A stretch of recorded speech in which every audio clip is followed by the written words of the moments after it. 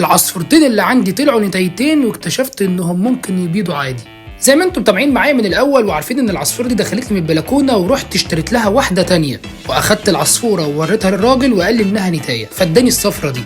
وطبعا اول ما بقرب من العصافير مش قادر اقول لكم على الغيره اللي بتيجي البندق. المهم بعد فتره لقيتهم كل ما يبيضوا بيكسروا في البيض، وبعد كده اكتشفت انهم نتايتين اصلا. انا لما الاقي اتنين مرتبطين واقعد اتفرج عليهم. المهم عرفت ان هم كانوا بيكسروا البيض علشان هو مش مخصب، وفي نفس الوقت الاتنين بيتخانقوا على العش علشان مين اللي يبيض الاول. وعرفت ان الذكر بيبقى مفهوش العلامه الموف اللي بتبقى موجوده تحت عينه دي.